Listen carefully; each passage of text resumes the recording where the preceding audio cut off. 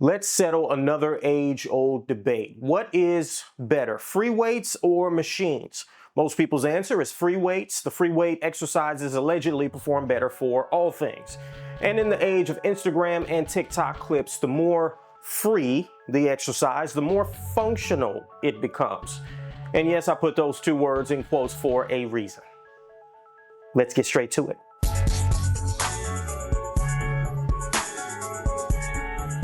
I want to start by straight up attacking this whole functional exercise idea. I will continue to put the term in air quotes sarcastically because the distinction being given to certain exercises as functional makes little to no sense. Here's one question to ask. What function are you trying to train? If you want your biceps to grow, then you need to flex your elbows against resistance.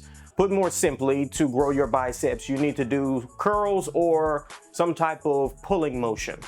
Technically, you are training the function of the biceps by doing curls, but for some reason, we've got a group of fitness experts who have decided that unless you are performing an exercise on an unstable surface with bands attached on this side or uneven weight or whatever it might be, it isn't functional. Never mind the majority of studies that have found that unstable surface training is bad for long-term strength and power development, meaning it's also detrimental to long-term muscle growth. Also, never mind that unstable training rarely follows the law of specificity. Basketball, football, baseball, pretty much every sport is performed on stable surfaces. So the best way to train for them is also on stable surfaces. The more specific to the task your training is, the better. One good rule of thumb for you is the more complicated the exercise, the worse it usually is. Okay, tirade over and we're moving on. I'm going to be using one meta-analysis on this topic. This analysis includes 13 studies and 1,016 participants. So if you're interested in reading all the specific studies, it will be linked in the description below. Let's start with muscle growth. Most people are interested in this free weights versus machines debate, specifically in the context of muscle gain. The analysis found no difference in muscle growth between those who train free weight exercises and those who use machines. Simple and plain. However, the researchers did highlight the uses that each of these modalities have. First, the free weight exercises seem to train supporting muscles to a larger degree. For example, if you're trying to train your quads, a free weight option could be the front squat. A machine option could be the leg extension. The front squat will of course cover more ground by hitting the glutes, adductors, abductors, abs, and spinal erectors as well. This is a good and bad thing. Good thing because you can more efficiently train the surrounding musculature. Bad thing because the other muscles might limit how much weight you can lift.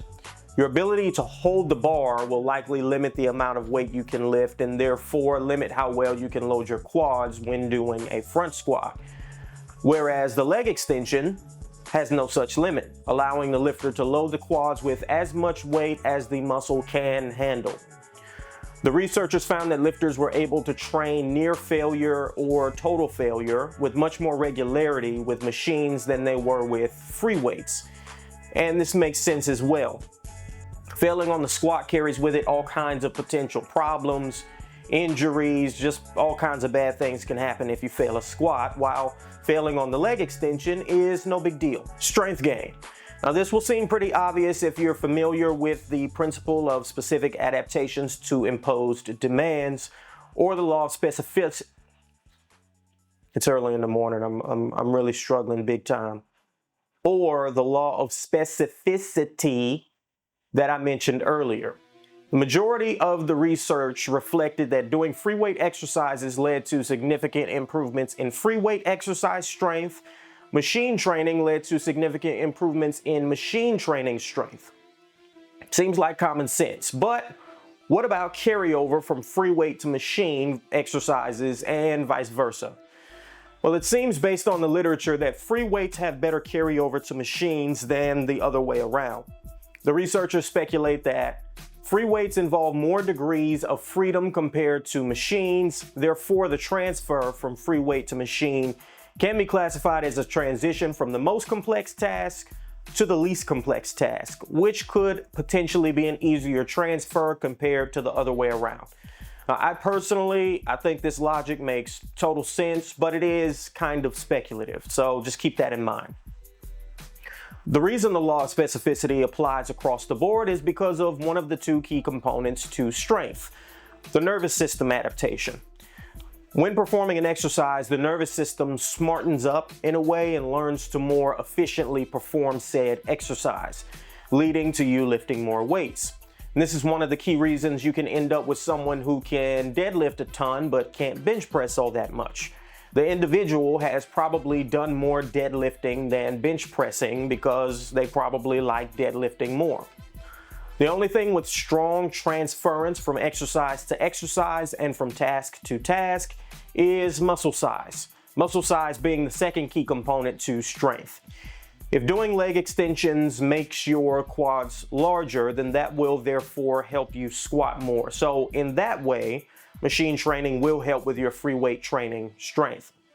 These studies weren't really examining this idea, so it wouldn't be reflected in their findings. And in a practical context, most people don't care how much they lift on machines, but care big time about how much they can squat, bench, hip thrust, deadlift, etc.